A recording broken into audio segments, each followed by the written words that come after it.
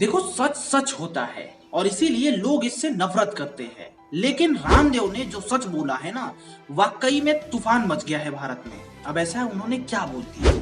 देखो, बहुत इंटरेस्टिंग बात बोली है और बहुत चुभने वाली बात बोली है। अब ऐसा सच अगर सामने लाओगे तो भैया एफआईआर तो होना तय है।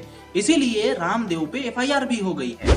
लेकिन भैया उन्होंने क्या बोला है, आपको क्लिपिंग्स हम दिखाएंगे और तो और आपको एक और चीज आगे जाके दिखाएंगे जिसमें आपको पता चलेगा कि रामदेव फंसने वाले नहीं हैं, क्योंकि उन्होंने इस बात को कैसे बोला। देखो, स्टार्टिंग से मैं बता देता हूं आपको, ठीक है। आप पहले ये क्लिपिंग्स देखो। आप कोई मुसलमान से पूछो चारों धर्म ठीक है, वो कहे कि बस 5 बार नमाज पढ़ो, फिर जो मरना होगा करो, हिंदुओं की छोरियों को ठाके लाओ, जो भी पाप करने करो। वो इस्लाम का मतलब नमाज समझते हैं। घने पाप करते हैं हमारे मुल्क से मुस्लिम भाई, लेकिन नमाज जरूर पढ़े मेरे बेटा, क्योंकि उनको यही सिखाएगा बस नमाज पढ़ो, बाकी जो करना है करो। आतंकवादी बन गए घने, बाकी और जितने भी अपराधी घने बन गए, नमाज जरूर पढ़नी, बस इतना ही सिखाओ, नमाज पढ़ो, जो मरना है वो करो।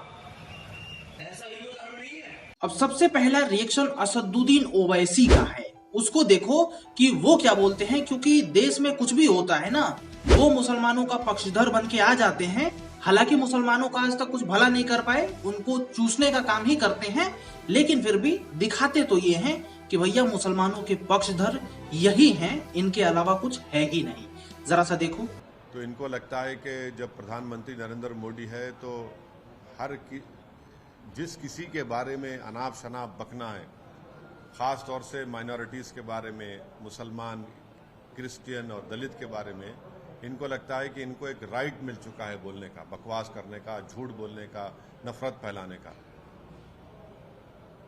क्या मौलाना अबुल कलाम आज़ाद नमाज नहीं पढ़ते थे? क्या जौहर ब्रादर नमाज नहीं पढ़ते थे? तो इस तरह की बात करके ये तो हर थोड़े दिन को इनका एक ही मकसद है कि मुसलमानों की तौहीन किया जाए। यही नहीं, अब मुसलमानों के जो धर्म गुरु हैं वो भी आए और बोले कुछ, ठीक है। अब इनके बोलने के बाद मैं रामदेव को वो बात मैं सुनाऊंगा जो कि उन्होंने उसी वीडियो क्लिप में बोला था। उस पर कोई का ध्यान नहीं गया, लेकिन आपने बोला क्यों है ये बस मतलब इस पे एफआईआर हो गई।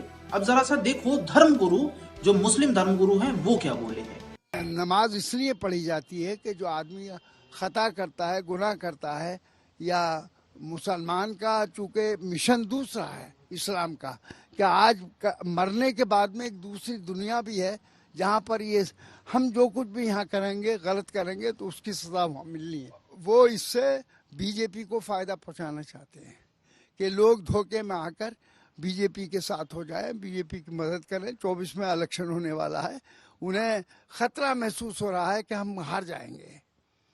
बीजेपी खतरा महसूस कर रही है और इस वक्त राहुल वगैरह ने जो बड़ी मेहनत करी है, उस मेहनत का से भी उनको डर लग रहा है। अब यहाँ पे आप लोगों ने देख लिया कि ये भी बोल रहे हैं कि भैया बीजेपी को इससे फायदा होने वाला है, इसलिए जो ये हैं, जो धर्मगुरु हैं, वो बोल रहे हैं।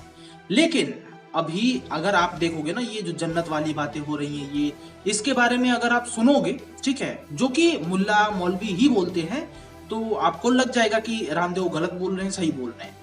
लेकिन अब मैं रामदेव की छोटी सी क्लिप दिखाता हूं जिसमें उन्होंने कुछ ऐसा बोला है जिससे कि मतलब पहले देख लो। स्वर्ग का